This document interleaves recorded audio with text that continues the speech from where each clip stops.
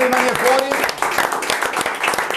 Abbiamo sentito la voce di Valerio Baldovin, però abbiamo sentito anche Stefano, 3.000 persone, l'abbiamo detto. Questo derby che è rimasto l'unico derby veneto, no? Sì. Purtroppo.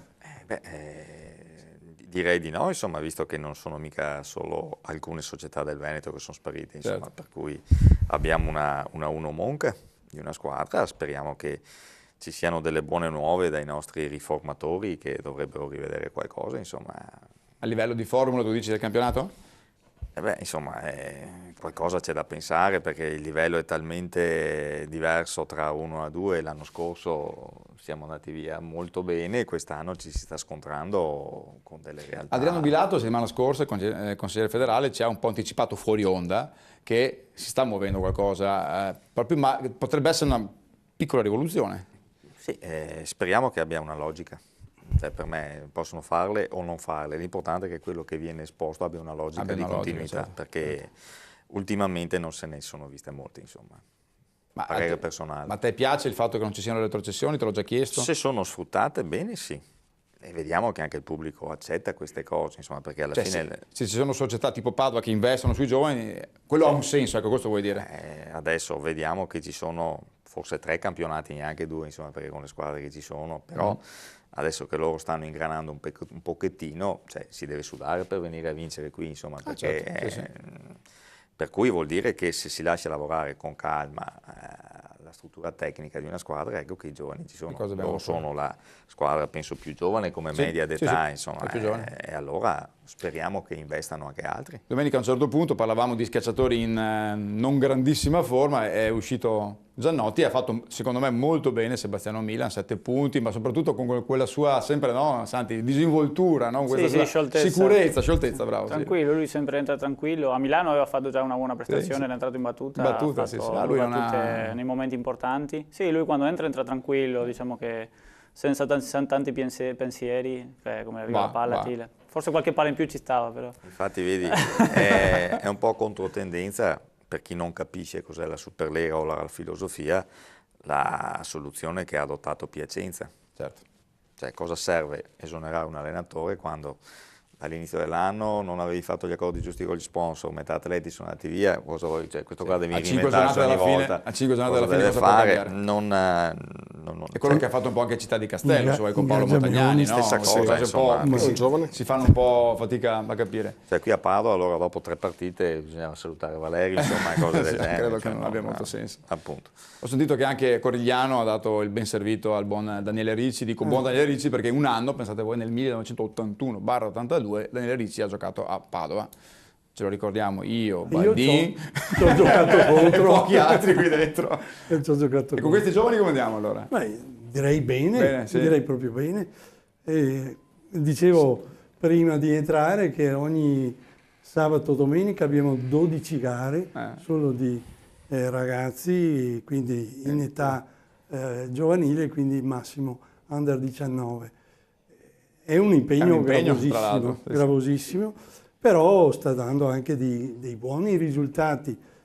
Laddove è prevista l'eccellenza, cioè il passaggio da provinciale a eccellenza regionale, abbiamo passato tutte le squadre. L'unica che, diciamo, è un po' col fiato corto è la Serie B2, formata da ragazzi under 19 che ha serie difficoltà. Però era una sfida anche quella, tra l'altro era stata guadagnata sul campo l'anno scorso, la B2, non è che l'avete comprata, voglio dire. No, guadagnata, anzi se avessimo potuto rinnovare ai stessi ragazzi la B2 saremmo a dare fastidio a più di qualche squadra. Però nell'ottica della società che vuole sempre mettere a dura prova i ragazzi per migliorarli sul campo e guadagnarsi i gradini che devono essere fatti per salire, noi abbiamo deciso di lasciare andare i ragazzi che hanno ottenuto la promozione nelle serie, molti sono in B1, e trattenere... Qualcuno sta anche giocando, qualcuno sta giocando, e abbiamo promosso praticamente gli under 17 in B2. In B2 è stato un bel... Ascolta Giorgio, tante squadre avete, no? Non c'è il rischio un po' così, io lo butto lì, che magari stiate un po' troppo, come posso dire, concentrando i ragazzi, magari andando un po' a depauperare quelle che sono le altre società? Perché ne avete veramente tanti quest'anno, no? Cioè avete fatto sto qui ragionamento, credo, no? abbiamo un collaboratore fattivo, nel senso che a noi ha sempre dato dei bravi ragazzi, però se andiamo a analizzare i numeri, se prendiamo uno all'anno per società è già tanto, cioè noi 2 ragazzi ogni anno a una società non abbiamo presi. Quindi fate le cose un po'... Sì, no, perché so che appunto avete un numero importante, allora sai magari... dopo bisogna anche stare attenti, perché adesso per esempio abbiamo un bel numero di ragazzi nell'Under 15 sì. E l'altro giorno ero a vedere la selezione provinciale, abbiamo detto inutile prendere più nessuno, perché tanto la squadra è già fatta. Mettere dentro uno per fare il 12° non ha senso, certo. Si lascia in società e casomai se viene fuori il campione magari ne parliamo fra 2 anni. Certo. Direi che con le società, oggi come oggi, non mi sento dire state depauperando. No. Ci sono già altre difficoltà, nel senso che Campodarsego o Casalserugo dicono che non riescono a mettere insieme una decina di ragazzi del 2000 o del 2001. Cosa dobbiamo fare, Stefano, per metterli insieme questi ragazzi del 2000 allora? Ma secondo me non è un problema di età. No, era così per sì, no, io dicevo del 2000 per dire sì, cosa bisogna fare per... È un problema sia maschile che femminile. Ci parliamo sempre tanto di movimento della pallavolo e non si ragiona molto come movimento della pallavolo. Bisognerebbe analizzare il territorio complessivo, e per cui una società di livello deve essere vista come, secondo me, un punto di arrivo. Pertanto bisognerebbe ragionare lasciando proprio e creando come si può dire, questa visione anche per i ragazzi di poter cominciare non per tutti, insomma, ecco. Allora, la pallavolo, come in senso premiante, sport, voglio dire. Viva Dio, caspita. È sì uno sport per tutti fino al mini volley, fino alla 12, alla 13, dopo pian pianino c'è anche una selezione naturale, insomma se comunque si vuol dare un senso a tutto il lavoro che viene fatto, ci sono quelli che hanno più doti come negli aspetti professionali e anche nello sport, pertanto ci sono dei filoni da seguire. Nei filoni da seguire bisogna tener conto, secondo me, che tu puoi sicuramente arrivare a delle eccellenze da dove? Da una grossa massa. Se la grossa massa non c'è più, o perché si vede che magari dopo un anno si arriva subito dove dovresti arrivare dopo 2 o 3 anni, e allora forse si molla prima. E bisogna stare attenti allora, perché cose, certo. La coperta non è molto lunga, secondo me. A livello maschile soprattutto, tu stai dicendo? Ma anche se a livello femminile, perché possiamo dire che abbiamo tanti numeri, però se dopo vediamo abbiamo dei grossi treni in Serie C, in Serie D, e dopo non è che abbiamo molte, arriviamo a delle B2, B1 che è molto giovane quest'anno che si sta salvando, dopo non abbiamo niente. Insomma. Ne abbiamo uno qua di Trento della Serie C, perché Paolo Balasso, tra l'altro, oltre ad essere presidente del Thermal Volley, è anche consigliere regionale, se non sbaglio. Certo. Paolo, qual è il tuo pensiero rispetto a queste cose? Perché qui stiamo parlando di una cosa importante e delicata anche, credo. Sì, no? Guarda, proprio per quello che riguarda la pallavolo maschile, anche noi abbiamo tentato in questi anni di fare, come si dice, la leva, no? La cosiddetta leva. Purtroppo il risultato è stato veramente scarsissimo, perché il calcio se li porta via tutti questi bambini. Voi ad Abano avete anche un bel po' di società che non scherzano. E poi ad Abano c'è il basket, ci sono un sacco di discipline, c'è addirittura la canoa, per dirti che... tutte le arti marziali eccetera, quindi è un serbatoio di bambini giovani che viene disperso in parecchie discipline sportive. Noi avevamo la pallavolo maschile fino a 5 anni fa, purtroppo proprio per questo motivo, per non avere più avuto un goccio di giovanile, abbiamo dovuto rinunciarvi con grande rammarico, perché era una bella squadra. Finale di Coppa Veneto per la prima volta. Anche perché lo diciamo spesso, nel bacino di Padova Ovest manca un po', no, il polo per il maschile, esatto, tra Abato, Selvazzano, Saccolongo, c'è un po' Mestrino, ecco, e Sarmeola, però per il resto poi è un po' sguarnita. Soprattutto proprio questo pullulare di discipline sportive che fanno... chiaramente... non facilitano. Non facilita, sì, depaupera un po' tutte quante. Le altre. Abbiamo parlato di lui poco fa, Sebastiano Milan invece è un ragazzo trevigiano che è cresciuto nel giovanile della loro Sisley, poi Volley Treviso, e sta diventando, io credo diventerà sempre di più un punto di riferimento per questa pallavolo Padova. Sentiamo cosa ha detto domenica ad Alberto Sanavia dopo la partita. Sebastiano Milan, una partita che ad un certo punto ti ha visto protagonista in campo, bene per quanto riguarda la prestazione personale, Padova era lì per strappare qualche punto. Padova era lì per strappare qualche punto e secondo me se riuscivamo a portarli magari al tie break nell'ultimo parziale, chi lo sa, a mio parere pure la partita magari crescendo come gioco. Dall'altra parte c'era una grande squadra come Verona, ricca di campioni, però devo dire che oggi in campo, magari non negli ultimi punti, però fino al 22, la differenza, soprattutto d'esperienza, che c'è tra noi e loro non si è vista per niente. Gli ultimi punti, magari qualche errore in meno potevamo farlo e quindi magari riuscire a portare a casa i parziali, però questa Padova sta crescendo e abbiamo dato un'ennesima dimostrazione che anche con le grandi possiamo far bene. Anche i giovani, ancora oggi, insomma, si è fatta vedere la panchina cosiddetta sempre pronta. Per quanto riguarda la tua stagione, una stagione che comunque ti ha visto quelle volte che sei entrato in campo sempre dare il tuo contributo? Beh, a pallavolo si gioca in 12 persone, panchinari compresi. A mio parere non è neanche giusto dire che ci sono titolari e panchinari, ma bensì 12 persone che si danno una mano e che giocano una partita di pallavolo. Io quando entro in campo cerco di farmi trovare pronto dando il mio contributo alla squadra nel miglior modo possibile, insomma, credo che sia il dovere di tutti quanti. Senti, prossima sfida, anche questa in un campo non semplice, si va a Forlì per affrontare Ravenna. Che tipo di squadra è? Cosa temete di più? Ravenna è una squadra giovane, anch'essa giovane, con qualche elemento di esperienza. Sarà una trasferta difficile perché adesso chiaramente bisogna vederla in ottica playoff, le squadre di prima fascia ora come ora non possono più perdere punti preziosi per la griglia finale dei playoff. Quindi mi aspetto una partita sicuramente tirata, faticosa, però ripeto, noi oggi con Verona c'eravamo e vogliamo ripeterci come gioco anche a Forlì. Senti, la tua ragazza non ha visto la partita, gli diciamo che comunque hai giocato discretamente, dai. No, Claudio ha fatto un partitone, un partitone. Grazie, in bocca al lupo. Grazie. Alessandro, tutto possiamo dire, non che gli manchi la parola a Sebastiano Milan. No, sicuramente no. Veramente. Ma ragazzi, io credo che sia uno degli acquisti più azzeccati. Tra l'altro noi abbiamo ospitato il weekend precedente la nazionale per juniores, no? Per uno mini stage.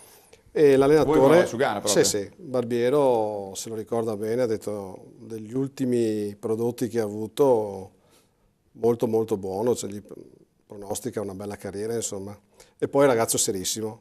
Serissimo. Tra l'altro c'era anche Simone Roscini, Giorgio, domenica alla partita, che si è trattenuto perché lui è tornato ad essere l'assistente di Totire nella nazionale juniores e quindi sia Balaso che Milan faranno parte della nazionale che farà gli europei tra poco, per cui... Bene, siamo sempre ben rappresentati. Sì, direi di sì. Tra l'altro la settimana prossima, non vi voglio anticipare una possibile sorpresa, ma verrà Mauro Berruto ad assistere, sta facendo il coach, il CT della nazionale, sta facendo il giro delle palestre dei Palasport d'Italia per assistere un po' come si fa anche nel calcio tante volte agli allenamenti delle squadre. La settimana prossima sarà a Padova. Santiago, ti do questa notizia e noi stiamo cercando di fare in modo che lui venga proprio mercoledì. Vediamo, non anticipiamo nulla, ma potrebbe essere un colpaccio avere Mauro Berruto qui da noi. Ci stiamo provando, quindi anche perché insomma di ragazzi da vedere in ottica azzurra ne ha qui, no? Santi, cosa dici? Sì, diciamo che sia Balasso che Milan hanno fatto tutto il percorso di giovanili con la nazionale, sono interessanti. E poi vediamo cosa vuole vedere. Ma secondo me con Baldovin lui potrebbe avere del so che hanno fatto i collegiali sia Volpato, Giannotti, quindi un occhio per loro sicuramente ce l'avrà. Materiale ce n'è. Paolo, passi il microfono al tuo team manager di Serie C. Noi saltiamo da Milan, poi tra l'altro era bello sentire dire forza Milan, Stefano. No, nel senso che io che sono milanista, sai, avere uno che si chiama Milan in squadra. No, Bastianello è con me, vedi. Dicevano Milan quelli della curva, io ero contentissimo, dico che bello. Perché non se ne parla quale miglior palasport? Non se ne parla più tanto ultimamente. Se ne parla poco, infatti, bisogna avere un palasport di pallavolo per sentire dire Milan, perché San Siro mi sa che... Marco, perché squadra tifi? Scusa, di calcio, dai, tanto per curiosità. Tu tendenzialmente bianco-nero. Sei bianco-nero, ottimo, bene. Bravo. Microfono vicino. Tonazzo, ovviamente. Tonazzo. Giusto. Ascoltami, voi vi state comunque togliendo delle belle soddisfazioni anche a livello, perché abbiamo parlato di settore giovanile, ma insomma il Thermal comunque è una squadra in Serie C, femminile, che è rappresentata qui, tra l'altro. Che è rappresentata qui, abbiamo un nucleo di ragazze. Sì, siamo partiti con una squadra nata abbastanza tardi, perché di fatto il progetto della stagione di quest'anno è nato alla fine di giugno, primi di luglio. È una squadra abbastanza giovane,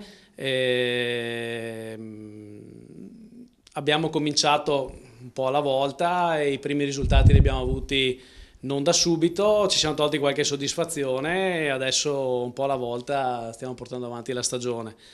Non abbiamo velleità di campionato particolari, però stiamo facendo il nostro dovere. Poi sentiamo anche l'allenatore. A Paolo invece volevo chiedere che il bacino comunque termale sta diventando sempre più punto di riferimento anche per l'attività della federazione, perché sì, esatto. Sì. Adriano Villato ci ha detto settimana scorsa che ci sarà la finale Under 19. Prima ci sarà la finale regionale Under 14 maschile il 28 e 29 marzo, sempre ad Abano. E poi la finale nazionale, che credo sia uno degli appuntamenti più importanti, ci sarà i primi di giugno con 400 atleti, nazionale Under 19 maschile proprio qui ad Abano. E poi avremo lo stage della nazionale femminile che si terrà alla Fabris, ma esatto, ma soggiornerà ad Abano. Saranno lì. Quindi ne avete, insomma. Perbacco. In regione come va? Vado a lavorare ogni tanto per riposarmi dalla pallavolo. Sai che lo diceva anche Stefano Camporese queste cose qua una volta? Sì. Senti, parliamo un po' della partita di domenica. Allora, giocate a Forlì perché, ahimè, lo dicevamo prima fuori onda, Ravenna quest'anno per motivi di costi, perché poi attenzione che tante volte noi sottovalutiamo un aspetto importante che è la gestione del palasport. Il palasport in gestione alle società, diciamo, come posso dire, proprietarie, tra virgolette, dell'impianto è una ricchezza importante che, se viene tolta, può creare dei danni piuttosto grossi, e quello che è successo purtroppo a Ravenna è che per motivi di costi di gestione ha dovuto traslocare a Forlì, che voglio dire non è lontanissimo, ma perdi, no? Senti, perdi un po' quindi ok, al di là dell'aspetto è una Ravenna che sta un po' scendendo però rispetto all'andata. Adesso non voglio dirvi che avete una partita facile, no. Assolutamente, sto dicendo che rispetto all'andata però non stanno andando a quella velocità. Sì, sicuramente da quando è partito Tonio T, cioè loro erano partiti molto forte con Tonio T, poi lui è andato via, ci hanno avuto anche qualche infortunio, l'infortunio del Renana, adesso l'infortunio di Chester. Comunque Cavanna è un bravo palleggiatore, io lo conosco bene.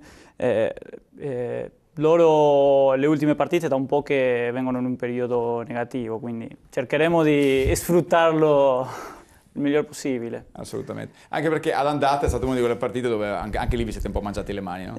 Prima sentivo Seva che diceva che è l'ennesima volta che dimostriamo che siamo in grado di giocare queste partite, io direi anche l'ennesima volta che sprechiamo per non andare a prendere almeno un punto in un tie break, perché Ravenna è il primo esempio di una partita che abbiamo buttata via perdendo un set 23-17, vincevamo 23-17 dopo l'abbiamo perso. Quindi adesso dobbiamo andare a vincere, basta. Nel Palafiera di Forlì. Domenica scorsa l'abbiamo celebrato, mercoledì scorso qui da noi, Andrea Garghella ha fatto 400 presenze in bianconero, un record straordinario, tra l'altro condiviso con Manuel Coscione che invece ha fatto 400 partite in Serie A, ma insomma le due cose si combinano perché Garghella ha di fatto sempre giocato a Padova. Sentiamo anche cosa ha detto il recordman a questo punto assoluto di Padova ai microfoni di Alberto Sanavia. Andrea Garghella, anzitutto oggi 400 presenze in bianconero, qual è stata l'emozione più grande? Indubbiamente ricevere dalle tue mani quel premio. Insomma, 400 sono tante, ricevere da Alberto Sanavia ha un valore doppio. Perfetto, dopo ti do i 20 euro. Andrea, oggi comunque una partita contro Verona che poteva alla fine regalare dei punti, Cos'è mancato secondo te? Sì, per come si erano messi alcuni set, sì, il tie break minimo ci stava e loro alla fine se la sono cavata con la battuta, che è una delle loro armi, e non lo scopriamo certamente noi. Sì, forse sono stati anche un po' più lucidi nei momenti quelli caldi del set. Muro, servizio, quindi Padova ha un po' fatto fatica, ma ci sono stati anche dei momenti un po' di blackout, chiamiamo così, per Padova. Sì, sai, non è facile anche stare là in cambio palla quando c'è così tanta pressione dall'altra parte in servizio. Tu vorresti sempre mettere la palla precisa al palleggiatore, ma spesso non è possibile, quindi il gioco un po' si complica quando la palla è staccata, come è giusto che sia, insomma. Senti, adesso poi da schiacciatore ogni tanto ti buttano dentro subito per aiutare la ricezione, non è facile neanche da Freddy. No, non è assolutamente facile, ho aumentato la mia collezione di ace subiti da Gasparini anche oggi, quindi va bene. Ti ha detto qualcosa a fine gara lui? No, ma penso che quando mi vede dall'altra parte un sorriso lo faccia sempre. Senti, parlando un po' della tua carriera, 400 partite in bianco e nero, tantissimi ricordi, se tu dovessi, che ne so, in questo momento tenerne 3 a mente, quali sono i ricordi più belli? Beh, sicuramente la prima salvezza quando ho fatto il primo anno da libero, la salvezza all'ultima giornata.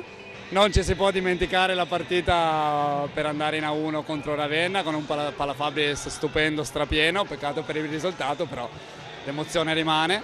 E penso che le altre partite emozionanti siano anche in Coppa CEV, quando ero ancora non titolare, mi sono trovato a giocare una semifinale di Coppa CEV, è stato bello.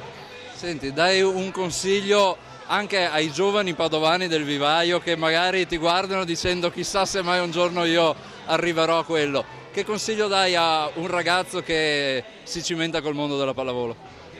Impegno prima di tutto, senza allenamento non si arriva sicuramente ai livelli più alti, tutto qua. Alla fine il segreto è il lavoro che c'è durante la settimana in palestra e la mentalità con cui tu affronti ogni allenamento, poi in partita puoi raccogliere solamente i frutti. Però il consiglio è di non arrivare a 400 partite, che il record deve rimanere mio. Reumatismi compresi. Esatto, e dolori compresi. Grazie, in bocca al lupo. Grazie, prego. Giorgio, quanti Garghella avete potenzialmente nel settore giovanile? Lui è partito con l'Under 14 proprio. Sì, ci sono dei bravi atleti che devono maturare perché la negatività che possono incontrare i ragazzi che vengono da noi, che una volta che hanno messo i piedi dentro al palasport sembrano già arrivati. Invece è quello il momento in cui uno deve investire su se stesso, come diceva Garghella, bisogna mettersi a disposizione, lavorare, ma lavorare col preciso intento che qui abbiamo una grande scalinata da salire e cercare di fare un gradino alla volta. Comunque avete degli allenatori abbastanza, mi sembra, poco che li conosco io, abbastanza precisini da questo punto di vista, no? Sì. Che non scherzano molto. Non scherzano, va bene, però in ultima analisi, anche se l'allenatore è integerrimo e sempre presente, se il ragazzo non ci mette la giusta volontà, ci vuole. Se non c'è l'equilibrio del rapporto con i genitori e quindi con la scuola non si va da nessuna parte, perché abbiamo purtroppo tanti esempi di ragazzi anche bravi che bisogna tenere un po' indietro perché ci sono delle cose da mettere a punto. Certo. Ne parleremo ancora nella terza parte, dove parleremo soprattutto anche di Thermal Avono, sentiremo anche quelli che sono i prossimi appuntamenti, perché come sempre ci proiettiamo nel fine settimana. Padova che gioca a Forlì, ma tantissima attività qui a Padova. A tra poco.